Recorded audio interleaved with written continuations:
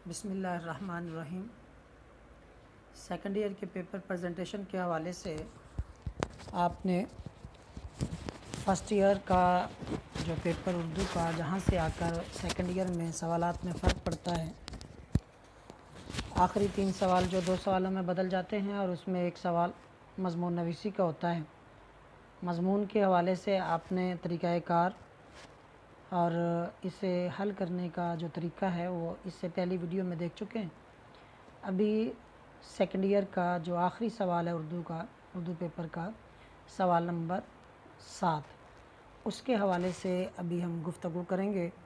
वो ख़त या आबिती ये लिखना होता है और ये सवाल में ऑप्शन मौजूद है कि आप ख़त लिखें या कि आबिती लिखें। तो मैं यहाँ पर ख़त लिखने का तरीका जो है वो आपको बता रहा हूँ। ख़त के जैसे कि दरख्वास्त में आप अगर उनके जो उसूल व ज़वाबित हैं जिसे मैंने वहाँ पर दरख्वास्त के अरकान कहा था, ऐसे ही इसमें ख़त में भी चंद एक अरकान होते हैं। अगर वो तवज्जो से देख लिए जाएँ तो इसमें भी ज़्यादा नंबर हासिल किए जा सकते हैं। तो शुरू करते हैं कि ये सवाल नंबर 7 है।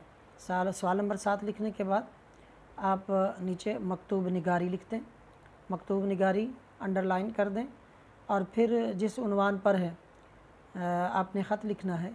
फ़र्ज़ करें चचा के नाम ख़त है कि उन्होंने आपको कोई तोहफ़ा दिया, उस पर उनका शुक्रिया अदा करना है, तो उसकी हेडिंग बना दें। उसके बाद आप देखें कि सबसे पहले आपने अपने दाएं हाथ पे हाशिए के करीब इम्तिहानी मरकज़ लिखना है। इम्तिहानी मरकज़ में यहाँ पर मरकज़ इम्तिहान भी लिखा जा सकता है, यहाँ पर आज़माइश गाह भी लिखा जा सकता है, लेकिन इम्तिहानी कमरा जो बाज़ तालिब इल्म लिखते हैं वो यहाँ पर नहीं लिखा जाएगा। इम्तिहानी कमरा या कमरा इम्तिहान वो नहीं लिखा जाएगा। इसी तरीके से इसके बाद किसी किस्म का सख्ता या कोई ऐसा रमूज़ औकाफ में से अलामत नहीं है। दूसरी सतर में आप तारीख़ लिखेंगे। तारीख़ बेहतर यही है कि उर्दू के हिस्सों में लिखी जाए, जैसे ये 12 और उसके बाद ख़त्मा लगाएंगे और महीने का नाम लिखने के बाद फिर साल लिख देंगे। इसके साथ भी रमूज़ औकाफ में से और कोई एंड पर कोई भी अलामत नहीं लगेगी। इसके बाद अगर आप देखें तो तीसरी सतर में जिसे भी ख़त लिखा जा रहा है वो उसके साथ जो रिश्ता है वो बड़े ख़ूबसूरत अंदाज से अलकाब और उनका नाम भी लिखा जा सकता है। वो रिश्ते के एतबार से उसमें फ़र्क आएगा।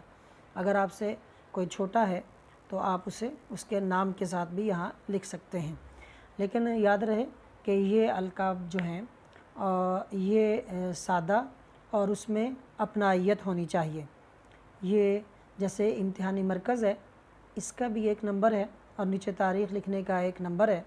अलकाब और सलाम इसका भी 1 नंबर है। तो गोया ये 3 नंबर यहाँ पर पूरे हो जाते हैं। उसके बाद नीचे चौथी सतर में आप अस्सलामु अलैकुम लिखेंगे। बाज़ तालिब इल्म इसमें गलती ये करते हैं कि इसका जो तलफ़्फ़ुज़ है वो अस्सलामु अलैकुम है, अस्सलामु।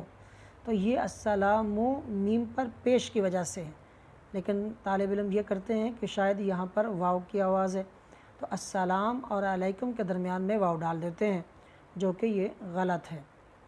अस्सलामु लिखने के बाद, अस्सलामु अलैकुम लिखने के बाद आप निदाइया की अलामत लगाएं। निदाइया की अलामत लगाने के बाद यही सही इसी सतर से भी आप इसे शुरू कर सकते हैं और इससे निचली सतर से भी आप इसको मतन जो है इस ख़त का उसको शुरू कर सकते हैं। सबसे पहले ख़त में भी मुख्तलिफ़ हिस्से होते हैं। पहला हिस्सा जो है वो इब्तदाइया है, उसमें आप उसे सलाम करते हैं और उनके हाल अहवाल पूछते हैं, अपना हाल अहवाल उसे देते हैं और फिर उसके बाद जो है असल मुद्दा होता है कि जिस उन्वान पर आपको ख़त लिखने के लिए कहा गया है वो मज़मून इसमें आएगा। यानी असल जो मज़मून है वो यहाँ पर आप लिखेंगे कि उनके जो उन्होंने तोहफ़ा आपको दिया है, फ़र्ज़ करें अगर यही उन्वान है तो उस पर आप शुक्रिया अदा करेंगे और उससे आपको क्या फ़ायदा हुआ है, तो ये सारी चीज़ें इसमें लिखेंगे।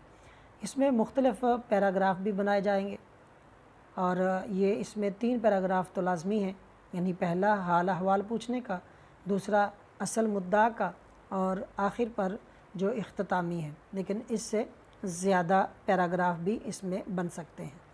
اب اس میں نے جو لکھا ہوا ہے کہ خط میں موقع کی مناسبت سے آپ حوالہ جات بھی لکھ سکتے ہیں، یعنی خط میں، درخواست میں آپ نہیں لکھ سکتے، خط میں لکھ سکتے ہیں، کیونکہ خط جو ہے وہ عادی ملاقات کہا جاتا ہے۔ تو ملاقات جب ہوتی ہے، گفتگو ہوتی ہے، تو اس میں ہم جیسے مکالمے میں آپ نے دیکھا کہ اس میں آپ اپنی بات میں وزن پیدا کرنے کے لیے اس کی تائید میں حوالہ جات بھی بول دیتے ہیں، اشعار، آیات، احادیث اپنی گفتگو میں ہم استعمال کرتے ہیں۔ تو اسی طریقے سے اس خط میں بھی اس عنوان کی سے مطابقت رکھنے والے کچھ حوالہ جات آپ اس میں 1 2 3، بہت زیادہ نہیں، 1 یا 2 بھی کافی ہیں، زیادہ ہو جائیں 3 سے زیادہ تو ہو ہی نہیں سکتے، 2 بھی کافی ہیں، 1 یا 2 میرے خیال میں تو زیادہ بہتر یہی ہے، 1 یا 2، اگر وہ بھی اس کے ساتھ اس کی مناسبت بنتی ہو، ورنہ حوالہ جات کوئی ضروری نہیں ہے۔ اگر آپ لکھ دیں تو امتحانی نقطہ نگاہ سے اس کا اچھا تاثر پڑتا ہے، تھوڑا یہ 2 صفحات پر اس کو پھیلانا بھی خط کو جو ہے وہ آسان ہو جاتا ہے اگر 1 یا 2 حوالہ جات اس میں شامل ہو جائیں۔ اس کے ساتھ جو تیسرا پیرا ہے اس میں آپ نے شکریہ کے کلمات اور اس کے بعد جو ہے وہ اختتامی کلمات کی طرف آپ کا خط جائے گا، عبارت سے پتہ چلے گا کہ اب خط جو ہے وہ اختتام کی طرف جا رہا ہے۔ اب اختتامی کلمات میں کیا ہوگا کہ آپ دیگر افراد خانہ جس کو خط لکھ رہے ہیں اس کے دیگر افراد خانہ کو بھی آپ سلام کہہ رہے ہیں، ان کا حال احوال بھی پوچھ رہے ہیں۔ تو اس طریقے سے آپ کرتے ہوئے اس خط کا اختتام کریں گے۔ اس کا جو آخری رکن ہے وہ آپ دیکھیں کہ صفحے کے حاشیہ جو لگا بائیں طرف، اس کے بالکل قریب بائیں طرف، یعنی دائیں طرف نہیں، بائیں طرف حاشیے کے قریب آپ والسلام اور آپ کا بھتیجا اور نیچے فرضی الف ب جیم فرضی نام کے طور پر آپ لکھیں گے، کیونکہ یہاں پر بھی امتحان میں درخواست ہو یا خط ہو یا کوئی بھی اور ایسا سوال، اس سب میں یہ احتیاط کی جاتی ہے کہ کسی بھی طریقے سے ہماری جو شناخت ہے وہ ہم واضح نہ کریں، تو اس لیے یہاں پر فرضی لکھ دیا جاتا ہے۔ تو یہاں پر آ کر میں نے فرسٹ ایئر اور سیکنڈ ایئر یعنی 11ویں اور 12ویں جماعت کا مکمل جو اردو کا پیپر ہے اس کے ہر سوال کی پریزنٹیشن جو ہے اس کو کیسے آپ نے پیش کرنا ہے، کیسے آپ نے حل کرنا ہے سوال کو، اس کو میں نے مختلف ویڈیوز میں، یہ چھٹا حصہ ہے اس کا، فرسٹ ایئر کو بھی اگر اس میں شامل کریں اور یہ سیکنڈ ایئر دونوں کو ملا کر تقریباً یہ چھٹی جو ویڈیو ہے، تو اس میں نے مکمل جو ہے آپ کو بتا دیا ہے۔ اب اس میں دیکھ لیتے ہیں اس پیپر کا بھی جو ہم نے وقت اور اس کے جو صفحات کی تقسیم ہے۔ اب دیکھیں اس میں جو پہلا تو حصہ معروضی ہے، اس کے لیے تو الگ سے اس کے صفحے کی ضرورت نہیں، الگ سے اس کے ایک ببل شیٹ ہوتی ہے، تو 20 منٹ وقت اس کا مقرر ہوتا ہے۔ اس کے بعد جو سوال نمبر 2 ہے، نظم اور غزل کے جو اشعار ہیں تشریح کے لیے، تو فرسٹ ایئر میں نے نظم کے لیے 6 صفحات تھے اور غزل کے لیے تقریباً 8 صفحات تھے، تو یہ ایک صفحہ کم میں نے کیا ہے کہ نظم میں آپ 5 اور غزل میں 7 صفحات لکھیں گے، اور اسی طریقے سے نظم 20 منٹ میں یہ تشریح مکمل کریں گے اور غزل کی 25 منٹ میں۔ نثر پارے کی تشریح میں 5 صفحات ہیں اور یہ 20 منٹ میں آپ اسے مکمل کریں گے۔ سبق کا خلاصہ ہے یہ اسی طرح جیسے فرسٹ ایئر میں 2 صفحات ہیں، یہ 15 منٹ میں آپ اسے لکھیں گے، اور سوال نمبر 5 نظم کا خلاصہ ہے، یہ 1 صفحہ ہے، 1 صفحہ تو ویسے اس کے لیے مختص کیا ہے لیکن یہ آدھے صفحے کی یا جیسے جتنی اس کی طوالت جتنی طویل وہ نظم ہوگی اتنا ہی اس کا خلاصہ بھی 1-2 سطر کا فرق پڑے گا۔ اس طریقے سے سوال نمبر 6 ہے مضمون نویسی۔ مضمون نویسی میں یہ 9 صفحات بنتے ہیں، اور اگر آپ جیسے میں نے اوپر 5 صفحات لکھے نثر پارے کے، اس کو اگر 4 پہ کر لیں، 4.5 پہ کر لیں تو وہ صفحہ بھی جو ہے وہ اس مضمون میں شامل کر لیں گے، تو اس طرح یہ 10 کے تقریباً 10 صفحات بن جائیں گے، اور یہ مضمون 45 منٹ میں آپ نے لکھنا ہے۔ خط ہے، اور خط ہے تو خط کے لیے 2 صفحات ہیں، اور اگر آپ بیتی ہوگی تو پھر اس کے لیے 2 صفحات کی آپ بیتی کم ہوتی ہے، اس کے لیے 3 صفحات، 3 سے بھی زیادہ ہونے چاہیے، تو کم از کم 3 صفحات کی آپ بیتی ہوگی۔ تو اس طرح آپ کو پھر اوپر سے مینج کرنا پڑے گا کہ نظم میں سے آدھا صفحہ بچائیں اور غزل میں سے آدھا صفحہ بچائیں، نظم کا خلاصہ جس کے لیے 1 صفحہ ہم نے رکھا ہوا ہے اس میں سے آدھا صفحہ بچائیں۔ تو اس طریقے سے آ کے یہ کوئی خط کے 2 صفحات جو مختص کیے ہیں، 1.5 صفحہ اس میں شامل ہو کے 3 سے 3.5 صفحات جو ہیں وہ آپ بیتی کے ہو جائیں گے۔ اسی طریقے سے اگر خط لکھتے ہیں تو وہ 10 منٹ میں ہے، اور اگر آپ بیتی ہے تو وہ 15 منٹ اس کے لیے چاہیے۔ تو یہ 5 منٹ بھی آپ کو پہلے حصے میں، حصہ اشعار میں سے نظم میں سے 2 منٹ بچا لیں، غزل میں سے 2 منٹ بچا لیں، 1 منٹ نثر پارے میں سے بچا لیں۔ تو اس طرح کر کے یہ پورے جو بنتے ہیں یہ منٹ، یہ 160 بنتے ہیں، اور یہ 3 گھنٹے ہیں، اور 3 گھنٹے ہی اردو کے پیپر کا وقت ہوتا ہے۔ تو اس طریقے سے 32 صفحات جو ہیں سیکنڈ ایئر میں تو پورے کے پورے ہو جاتے ہیں۔ یاد رہے سیکنڈ ایئر والوں کے لیے کہ یہ کوشش کریں کہ 32 صفحات ہی استعمال کریں۔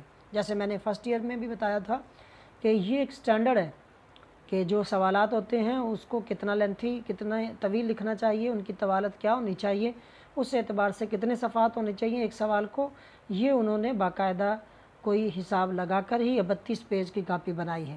تو اس لیے آپ کو چاہیے کہ 32 پیج مکمل کریں۔ فرسٹ ایئر میں تھوڑے زیادہ ہیں تو وہ قریب پہنچ جائیں 32 کے، تو پھر زیادہ مارکس آ سکتے ہیں۔ ورنہ سمجھدار مارکنگ کرنے والا اگر آپ کی آگے سے بہت زیادہ شیٹس صفحات جو ہیں وہ خالی ہوں تو وہ یہ سمجھے گا کہ آپ نے سٹینڈرڈ سے بہت کم لکھا ہے، تو اس کا ایک ذہنی طور پر تاثر، خواہ آپ نے بہت اچھا پیپر بھی کیا ہو لیکن ایک تاثر اس کے ذہن میں ابھرے گا کہ سٹینڈرڈ اور معیار کے سے کم لکھا ہوا ہے۔ تو ان ہدایات پر عمل کر کے آپ اردو کے پیپر میں خاصے اچھے نمبر حاصل کر سکتے ہیں۔ امید کرتا ہوں کہ آپ کو یہ جو میں نے پیپر پریزنٹیشن کا طریقہ بتایا ہے اس سے خاطر خواہ فائدہ ہوگا۔ اگر آپ یہ سمجھتے ہیں کہ یہ ویڈیو جو ہے آپ کے لیے مفید اور کارآمد ہے تو آپ اس چینل کو ضرور سبسکرائب کریں، اور آپ اپنے دوسرے دوستوں کو بھی یہ سجیسٹ کریں، تو ان کو بھی یہ شیئر کریں کہ وہ بھی اسے سبسکرائب کریں۔ انشاءاللہ آنے والے دنوں میں سلیبس کو بھی اسی طریقے سے ویڈیو میں ایک ایک کر کے سلیبس کا ایک ایک عنوان، نظم، غزل اور نثری اسباق کی تشریحات اور گرامر کا جو حصہ ہے وہ مختلف ویڈیو میں انشاءاللہ پیش کیا جائے گا۔ اللہ تعالیٰ آپ کو کامیاب کرے، اور اللہ تعالیٰ ہر طرح کی مصیبت اور وبا سے محفوظ رکھے۔ والسلام، اللہ حافظ۔